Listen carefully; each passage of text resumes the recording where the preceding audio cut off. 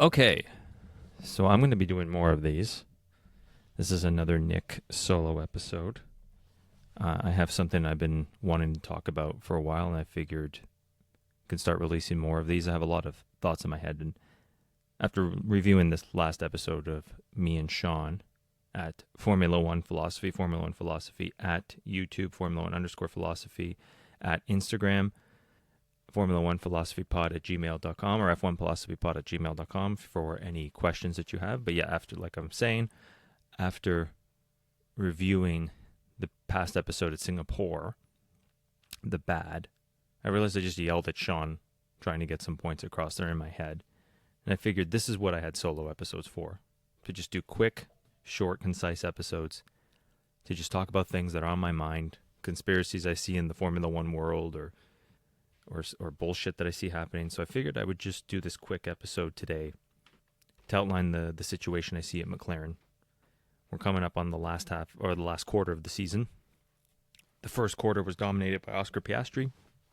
Second quarter, we had back and forth between him and Lando while Max fell apart. The third quarter, we had nonsense to help Lando while Max came back into it. And now, what does the last quarter entail? Is it going to be Oscar coming back alive? Is it going to be McLaren going full bore with Lando? Or is it going to be Max going full steam ahead and dominating the rest of the way? And those are the three options we have in place.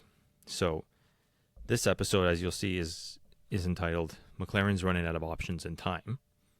And I just want to outline the options they have, the position they've put themselves in. And I want to outline all three options and just go in depth quickly and then call it a day, because it's been on my mind. It's been bothering me what's going to happen here at McLaren. And I hope they make the right choice. So for whoever's listening, these are my thoughts on the McLaren situation, and I hope McLaren listens and takes advice from this, because they put themselves in quite the pickle. So option one, I think we all know, is Oscar wins. For the rest of the season, Oscar wins the title. That's it, really. Yeah, Oscar wins the title. That's McLaren's first option. This is their best option, as I'm going to outline. And to our Formula One Philosophy fan, Joseph Duran, you asked a question online about the pressure on Oscar Piastri on YouTube. You left a comment, and thanks again, Joseph. We love that. We love that you're interacting with us. We love that you're bringing debate to our comment section. We really appreciate that. And I said to you that, yeah, Oscar's clearly under pressure, and Oscar clearly is in a slump. It has something to do with McLaren. And I hope this helps answer some of what I was trying to say. But if Oscar wins the rest of the way, I think it's the best possible position for McLaren. Because you have someone who, even Andrea Stella admit, is who he designs the car around. So like I've talked about in the past with like the Michael Schumacher era, that you had a great driver who could give great feedback, a great engineer who rallied around that driver, a team that rallied around that driver, and they went forward. Won 6 constructors, 5 drivers. That's your guy. You know the Lando Norris area was up and down at McLaren. It's not necessarily his fault. It's not necessarily something to do with him. I'm not saying he's bad. I'm not saying he doesn't belong at the team, doesn't belong in F1. I'm just saying I think you have your clear number one. Sean and I talked about in the last episode, Singapore Grand Prix recap, the bad, part 2. We talked about how Lando they see as a number 2 driver and Oscar as a number 2 driver, and hopefully one of the two can win. But what they didn't anticipate is Oscar being number 1. I think Oscar has solidified himself as number 1. Gone over this a million times, won't really go over it again. He's won 7 races against the behest of his team. He should have 11 race wins if you look at it. He should have won Australia. He should have won Austria. Should have won Britain. That wasn't McLaren's fault, but whatever. Probably should have won Hungary. Would have more points in Canada, Japan, Imola. So 10, we'll say. But actually that is 11. But you just kind of have, if you rallied around Oscar, he'd be way ahead. And Lando would look pretty foolish right now. He'd have 1 win in Monaco. And I think that's what they've been trying to spare, that blush of Lando that we've talked about. The Mika Hakkinen in him, where they have to baby him to keep him lethal, to keep him strong, in the hopes that it'll help bring the constructors. And Sean talked a little bit about that in the last episode as well. But your best option is to just let Oscar win. And not even let him win, just let him be, and he will win. And this is your best option because Don't just think about this year, think about next year. If you piss off Oscar, what happens with development? What if he leaves? What if the car's not good and you've rallied around someone like Lando who doesn't know heads or tails about how to develop a car? You have to think long term here. You have to think, what's our best option to dominate? Oscar's your guy. Oscar can beat Max heads up. He's shown it several times this season. Lando can't beat Max. We just saw it again, another example in Singapore. Last year, we saw all of 2024. Lando can't beat Max heads up. Oscar can. Oscar can also beat Lando heads up. Very impressive, by the way, too, unless the team's kind of screws with him. So what are we doing here? Oscar's your guy. Oscar's your best bet. Why aren't you rallying around him? I don't know. I don't know what the story is, but that's option number one. Oscar wins. Oscar's happy. Oscar stays at McLaren. Oscar helps create a period of domination for McLaren. He's the inverse of Lewis Hamilton, right? Or like he's the same as Lewis Hamilton. You lost 2007 from stupidity, fighting with Fernando and Lewis. But once you rallied around Lewis, the younger driver, you started winning. And I think Oscar is, like I said, well, that's what I was trying to say about the inverse of Lewis. Lewis can't develop a car. Oscar can. So McLaren lost 2009, 2010, 2011, 2012 because Lewis didn't know how to fix the car. Oscar might. So long term, Oscar's your guy. This is your best option. Option 2.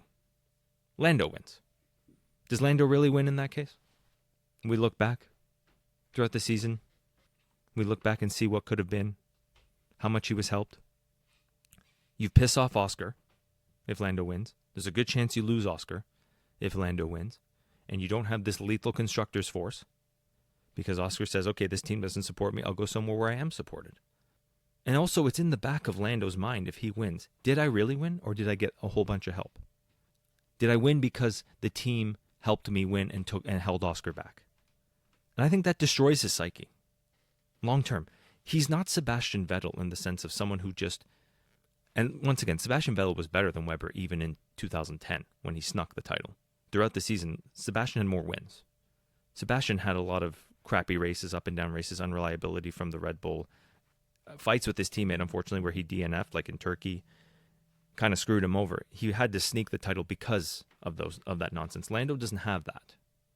If you think you can turn Lando into the next Vettel by sneaking a title, understand that Vettel did it at the beginning of a regulation cycle and went forward and started dominating because he had that momentum, had that belief in himself.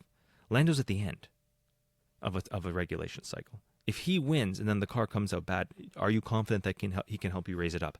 I don't think so. He seems like a one-time champion. He seems like a Damon Hill. He seems like a Jensen Button. As in someone who's just kind of right place, right time once, but not the future of a team. And are you doing good to Lando's psyche by having him win this way? I don't know. That's why option 2 just seems kind of foolish. Lando winning, does he really win this way after we've seen what we've seen? Is it in his mind that he's a winner? Does everybody discount this title? Does he go forward? Is he the better driver? It doesn't look like it. So do you want him to win like this? That's a question for McLaren to decide. Option 3 is the worst possible option for McLaren. Max wins. Max comes back and wins the title. And this is a distinct possibility. It's still in the air. And realistically, if Red Bull wasn't a complete fuck-up this season, Max might be in the lead of the driver's title right now. Just based on the races we've seen. Even with the McLaren car being this good.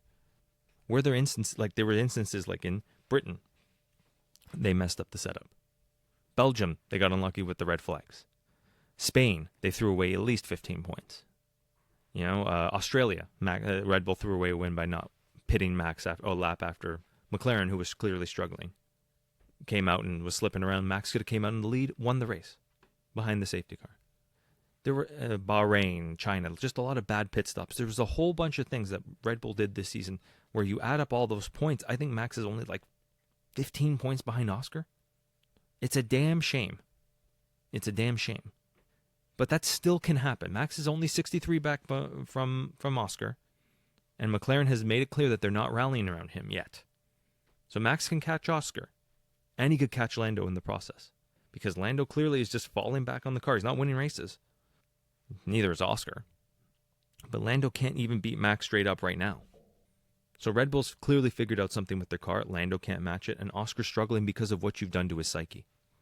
You've clearly put him in this slump by not supporting him. He has to fight Max, Lando, and his team every race. And yet he's still won the most races this season. But if Max wins, you lose both drivers. As in, Norris will be a laughingstock. Someone who for the last 3 years has said, I just needed the best car to win. Remember 2023, this stuff really bugs me. Still does. I bring it up a lot. Like, I should be in that Red Bull because I could beat Max straight up. No, not at all. We know that for a fact. This is Max's car, not your car. You'd have no idea what to do. By the way, here's a better car than Max's, more balanced. Max wishes he could drive that car. Here you are. Here's the best car for the last 18 races of 2024 plus the first 18 of 2025. And you're just kind of there, right? Kind of really only had one win in Monaco where you dominated the whole weekend. The rest, you needed help. So Lando's done if Max wins. If Max wins with this car in this season when Lando had the best car, and after years of everybody sitting here telling us that he was the next up, that he was better than Max, that Mika Hakkinen and Norris is on the same level as Max in 2023, he just doesn't have the right car. Well, here it is. And Max can still win. And Max has been the better driver this season, considering he's had to deal with his team, infighting in his team, a crazy team principal, engineers that were too feckless to make a decision, and still he has only one less win than Lando. Should have more. If he won Australia, that's 5 for Max, 4 for Lando. Just think about that. And Max should have won Australia. So if Max wins, Lando's done. And if Max wins, what does Oscar look back and see? A season that could have been? A season where if you just stuck by him and rallied around him, it would have been a no-brainer runaway? A season where he could have arrived and been the guy? And created, like I said, a generation of McLaren. A Michael Schumacher-like generation. Because Stella's designing the car around him. But instead you're tiptoeing and trying to make both these drivers work. Not picking one in the hopes that they'll just figure it out for you so you don't have to make a tough decision. So you don't have to do what Ferrari should be doing right now with Charles Leclerc, I talked about last episode. By sitting here and standing on the fence and not making a tough decision, you have the potential of blowing 2 drivers, screwing them up for life. Lando's already screwed, I think. This is why I think you rally around Oscar. Because there's no situation here where Lando wins and looks really good unless he wins the next 6 races. Is that going to happen? Probably not. Definitely not, I will say. He's not really particularly good at any of these next six tracks, except Abu Dhabi. He won last year. So make the tough call, because if Max wins, you lose both. Oscar knows he's not supported. Oscar leaves anyways. And you have a loser in Lando who never wins the title. Don't put yourself in this position. Don't leave it too late. You have 6 races to rally around someone who can clearly win. Like Sean and I have talked about, mathematically, you can keep Max out of the driver's title if you make sure Oscar finishes second 3 of the next 6 races. There's nothing Max can do. You have to make these tough decisions now. Otherwise, you're screwed. And yeah, you'll win the constructors, but you'll never win the drivers. You'll never have the bragging rights. And you'll piss off one driver who will know he's better, know he's worth more, and walk away. There's a lot of options. A lot of people say maybe Mercedes. George Russell will have a short contract, and they'll poach Oscar. Oh, but I thought Kimi Antonelli was the next big thing. Yeah, whatever. Or Ferrari. And if he really is the next Michael, Oscar's probably going to win this title anyways. He's definitely the champion-elect as of now. And if Oscar wins this one and then maybe wins next year, why wouldn't he go to Ferrari? Unless you rally around him big time right now and say to him, you're our guy. You're our future. You have a tough choice to make here. Make sure you make it right. All right, that's it for today. Just like I said, a quick little blurb. Just wanted to get that out there. I'll try to do more of these so I don't yell at Sean, because like here, it's already been 16 minutes. Sean doesn't deserve me yelling at him for 16 minutes. F1philosophypod@gmail.com for any questions you have. F1philosophy at YouTube and F1_philosophy at Instagram. Keep leaving the comments. To Joseph Niran, I hope this answered some of your question. We will answer it more, Sean and I, next episode. to anybody else, please feel free to leave a comment. We will answer it and get back to you on our episodes. All right, everybody.